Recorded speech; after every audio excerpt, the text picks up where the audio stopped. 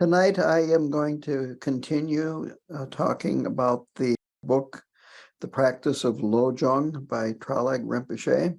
And I am going to be starting out on page 39, and the topic is mindfulness and awareness, where he explains the difference between these two. He explains it this way, that mindfulness is a deliberate action and awareness is spontaneous, that through the cultivation of mindfulness, over time, the awareness develops. Being in a state of awareness, it's a verb free of sluggishness and obscurations, whereas mindfulness is the opposite of forgetfulness. It's remembering to pay attention.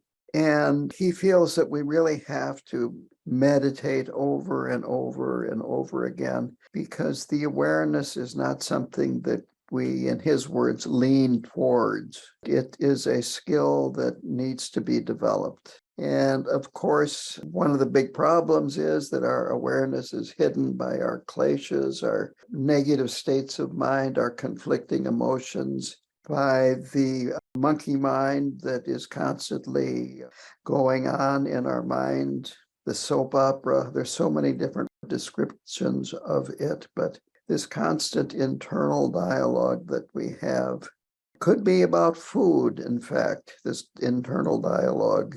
So the Lojong practices that we're just getting into now, they work to remove obscurations. This leads to developing this awareness and eventually realizing that we are already enlightened. Now he switches to insight meditation. This previous section was really summing up his discussion of shamatha meditation, which I talked about in the previous class. So insight meditation, he makes a difference here between worldly spirituality and transcendental spirituality. Worldly spirituality is just engaging in good actions, whereas transcendental spirituality is engaging in actions that result from the insight of knowing, at least intellectually, the reality of things. There's nothing wrong with worldly spiritual actions, that we accumulate merit through these good actions. They could be helping someone that is hungry, helping somebody that needs something. It could be as simple as visiting a sick friend. In some way or another, just helping improve somebody's life or a group of people's lives. This makes us happier. It makes the other person at least suffer less, if not happier. So it is beneficial to engage in these kinds of actions. He says this, that real spirituality is about learning how to distinguish between things as they are and our present confusion about them. Very simply, distinguishing between relative and ultimate reality. With this, we gain insight into the nature of our own mind. So that's where it becomes transcendental. We are beginning to see that there is the way things appear, but then there is the way things are, and that our mind has qualities that go beyond description, that we maybe have heard about, read about, and so forth, but really don't have a clue about what it means because we've never experienced it. So with this transcendental action, we learn penetrating wisdom that comes from insight meditation.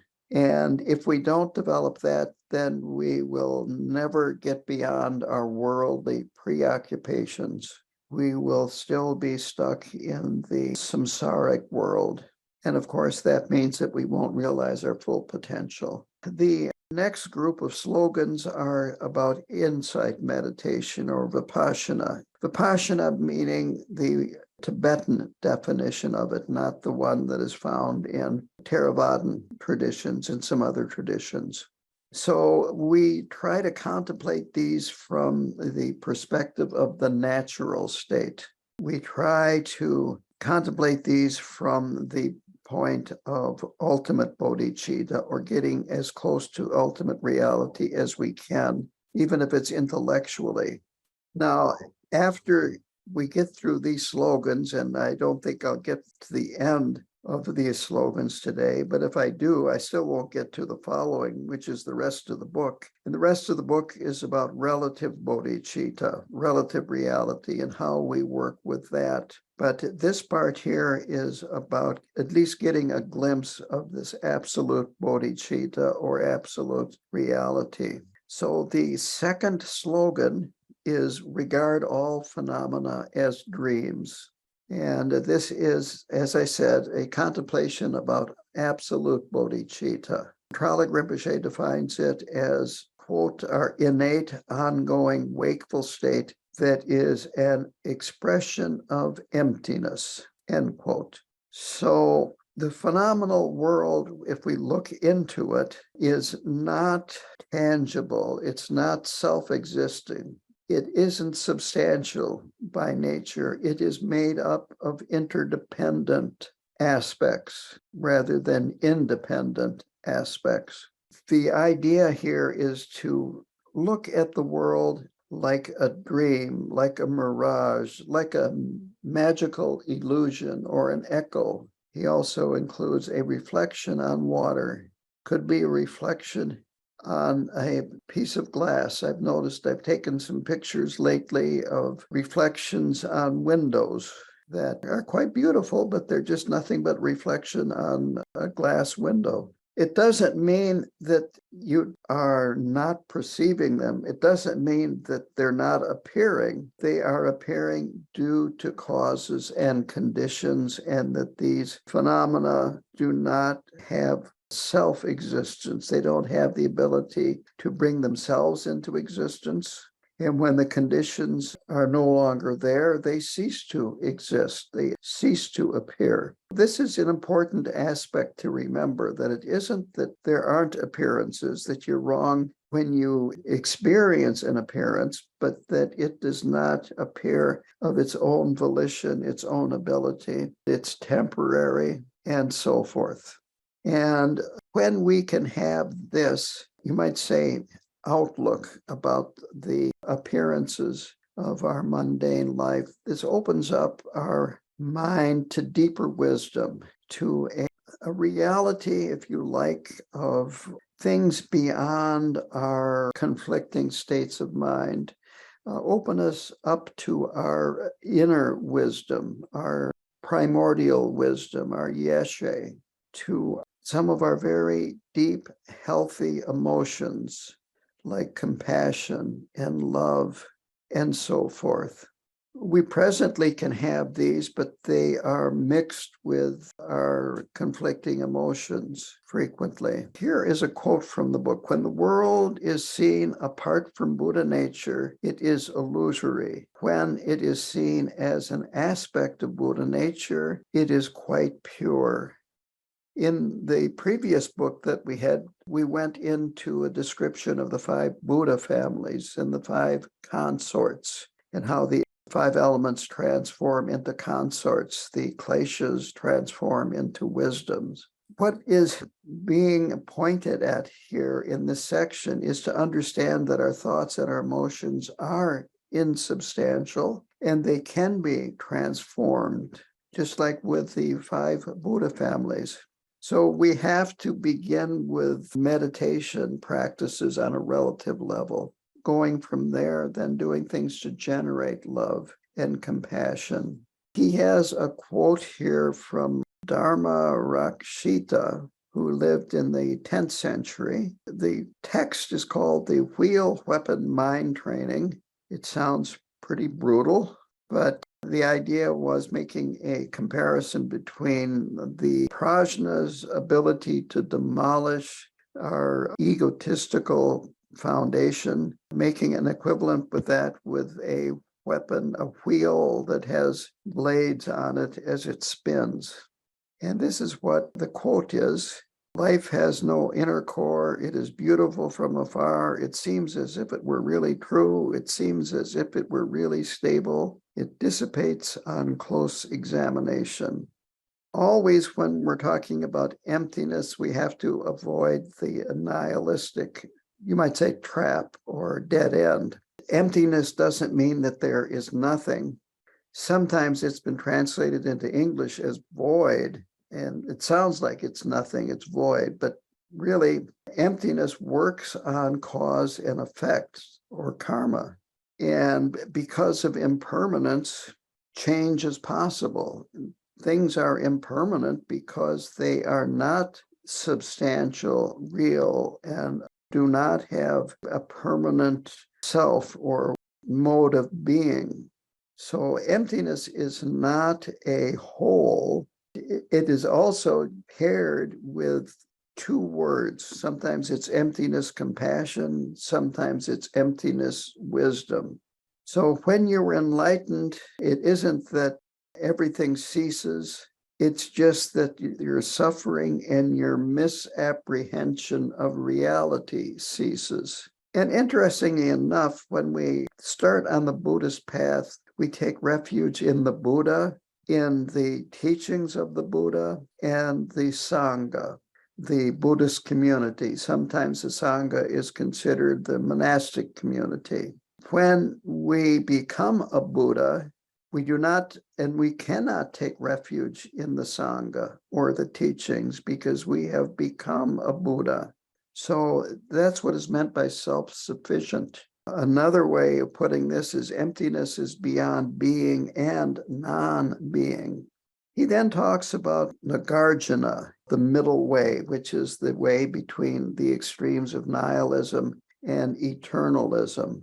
And I'll read this quote too. These quotes, I think, are quite good to at least go back and reread from time to time, especially when you need a little bit of extra motivation. Whatever is dependently co-arisen, that is explained to be emptiness. Being a dependent designation is itself the middle way. So it's not nihilism and it's not eternalism. It is dependent or co-arisen.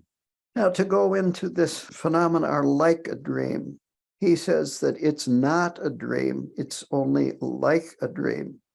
Phenomena arise and then they cease based on causes and conditions. And as a result, as I've been talking about here, they have no essential nature of their own. One of my favorite examples that you probably heard is a dictionary. If you want to know the meaning of a word, you look it up in the dictionary, and the meaning is given by other words, and the other words are also found in the dictionary. So if you don't understand a word in the definition of the word you were originally looking up, then you have to look it up in the dictionary too. But when it gets right down to it, there is not a single word in the dictionary that cannot be defined by other words in the dictionary. They're all codependent or interconnected, interdependent. There is no word that stands alone, a meaning that is separate from other words. If that isn't enough of emptiness, the words in the dictionary change over time. In English, we've got Samuel Johnson's dictionary that went way back to, I think, the Elizabethan times. And words have changed a lot in that length of time. And just in the time that I got out of retreat, I went into retreat in 1993 and got out in 1996. And when I went in, you would find a menu in a restaurant. And when I got out, you found a menu when you called up a business on the phone. You found a menu when you got on the internet. You found menus all over the place, and they had nothing to do with food. And then, of course, there are other languages, and the same thing goes for that. How many languages are there in the world? And they are all interdependent. There is not one that has some substantial nature that is by itself, that is not dependent on other words. Here is a quote from the Dalai Lama, effectively, the notion of intrinsic independent existence is incompatible with causation. This is because causation implies contingency and dependence, while anything that possesses independent existence would be immutable and self-enclosed. I minored in philosophy in undergraduate school, and what always comes to mind when talking about impermanence and change is Heraclitus, who his most famous quote, I think here in the West, is that you can't step into the same river twice because the river is flowing. It's moving. You step in and it's one river, you get out and you step into it a second time and it's a different river. Not only that, but the person that steps into it the first time had never stepped into it before. Now, the second time, they've already stepped into the river. So both the river is constantly changing, and so is the person that is doing the stepping. To continue with Tralek Rinpoche's analysis here and explanation is that he feels that we wrongly place an independent subject that is in here in a material world that is out there. And out there, this external material world is inhabited by other self-sufficient, independently existing beings. The classic argument against this approach is used by analysis, not by scientific analysis, but more logical analysis. And this was done a long time ago. I don't know when they first came up with this. The Buddha talked about an ox cart being made up of parts.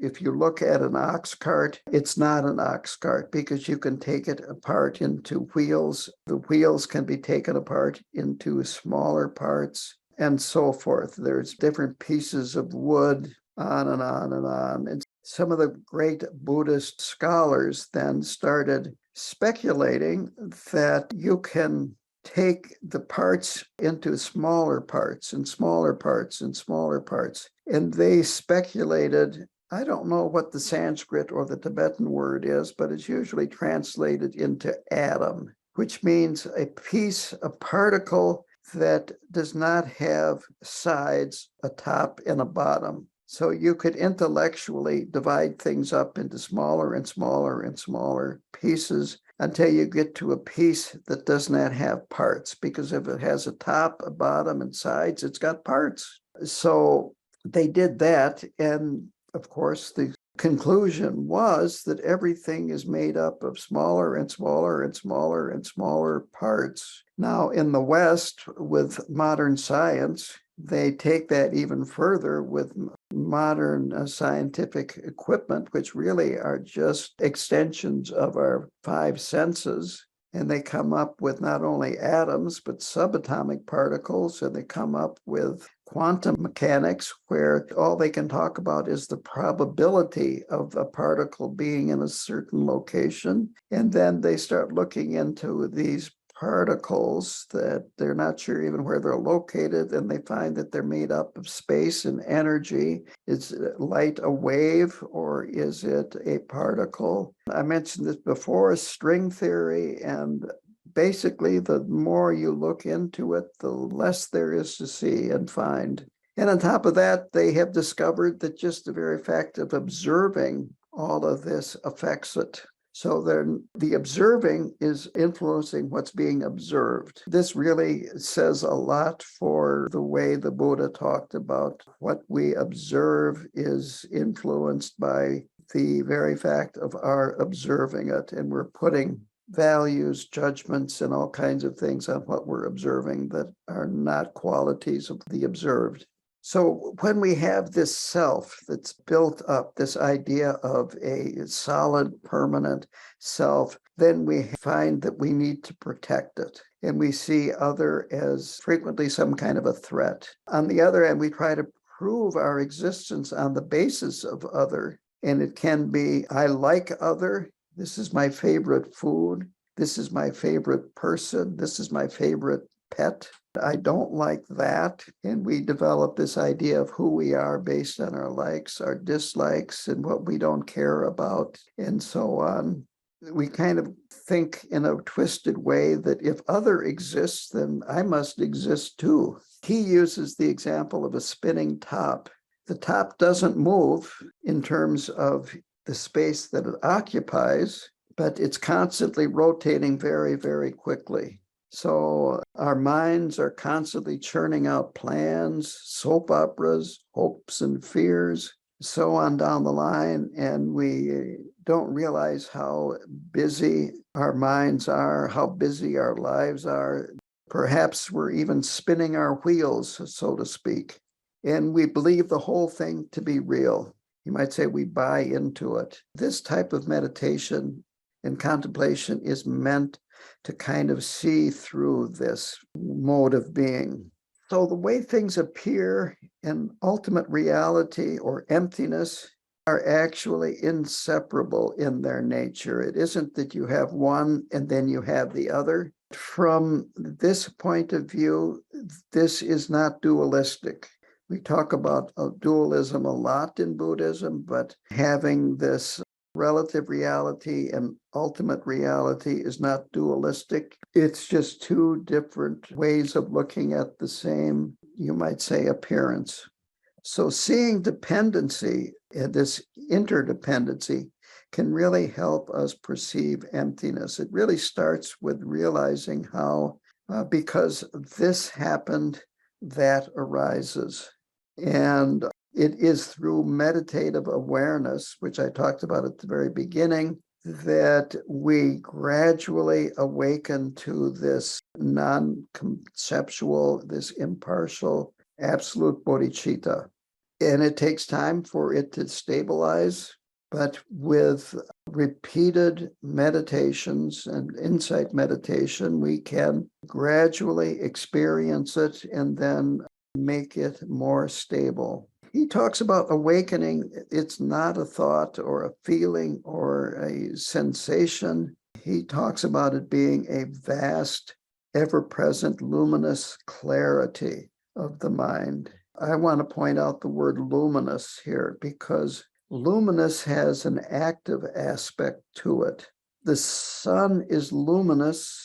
The moon is reflective. The moon is not luminous. The moon is basically a mirror where the sun reflects. So suchness and emptiness are similar to this vast, ever-present, luminous clarity. I have a quote here that is not in the book. I posted this on my Facebook page. Some of you may have seen this. It's by His Holiness Lojong Rinpoche, who is a Nyingma master. But what, you may ask, is it like to recognize the face of non-dual awareness? Although one experiences it, one cannot describe it. It would be like a mute person trying to describe dreams. It is impossible to distinguish between oneself resting in non-dual awareness and the non-dual awareness one is experiencing. When one rests naturally, nakedly in the boundless state of non-dual awareness, the urgency of injudicious hyperactive conceptuality, memories, and troublesome plans evaporate and disappear in the spacious sky of awareness. Referentiality collapses and vanishes into non-dual awareness. I thought that was a good quote to put in here. It gives you just a slightly different perspective. He then, that is Tralek Rinpoche, he talks about Westerners having different theories about emptiness, and he kind of warns us to not get too confused by these different theories about emptiness that come up in Western thought and Western books about it. To go on, he says that all our misery comes from mental fixations and viewing phenomena as dreamlike will help us relinquish that fixation. Seeing the world as fluid, changing, seeing ourselves as fluid and changing rather than fixed. This will help ease our suffering. And on the other hand, if we continually see ourselves as a fixed being and seeing that the world that we live in is fixed, made out of independent entities, we will just have more of the same old, same old. So unless we can loosen up this fixation that even if we are caring, loving, considerate, and so forth, it will not be this transcendental spiritual experience because you haven't let go of your self-fixation. He then quotes Shantideva, and I have to quote these because he put in some great quotes. When doing virtuous acts beyond reproach to help ourselves or for the sake of others, let us always bear in mind the thought that we are selfless, like an apparition.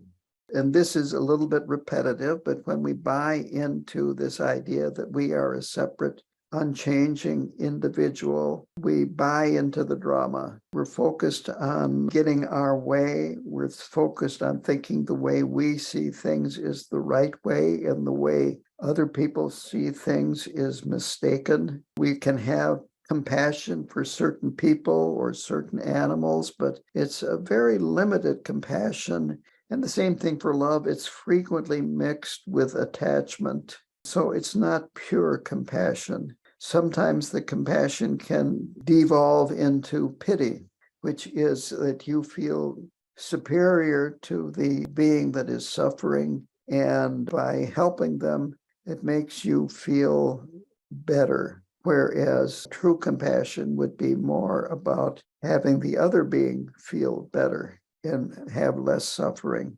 The next point is, it's slogan number 3, examine the nature of unborn awareness. This starts on page 52 of the book.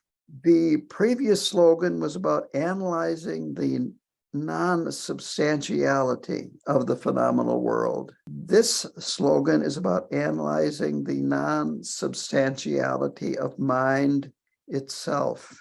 So mind is not substance. It is not the brain. It is not in the material world.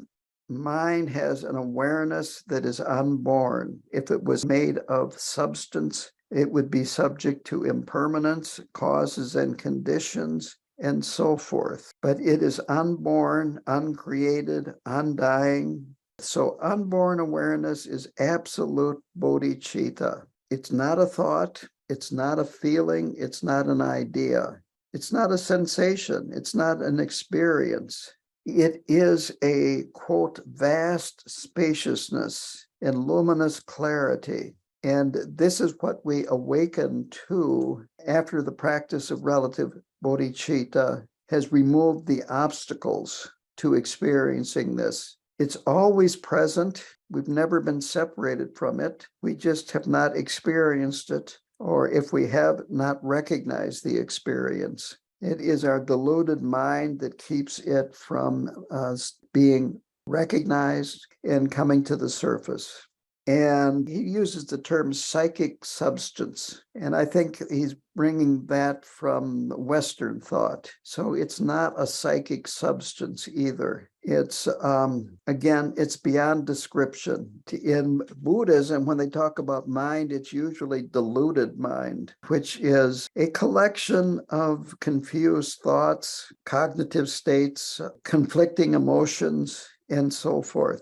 On the other hand, since this absolute bodhicitta does not come from a different place than our confused mind is imbued with this absolute bodhicitta. It would be very dualistic to think that we have ultimate bodhicitta and then we have confused mind, and we just have to get rid of confused mind and then we've got the absolute here, because it doesn't work that way. You might say the confused mind is the absolute bodhicitta, but it's through this filter of confusion and egotistical thinking. This unborn awareness that has a word that you have heard before, it's yeshe, primordial wisdom. And it is this primordial wisdom that is always present that enables us to be aware of the ultimate reality of emptiness.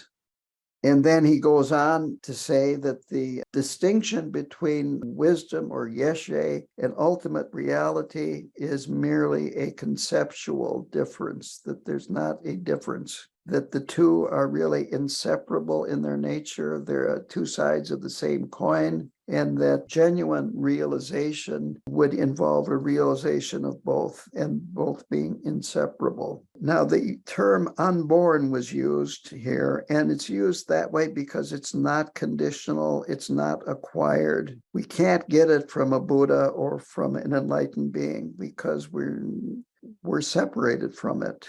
So now there's a quote by Jamgon Khantrul, the first.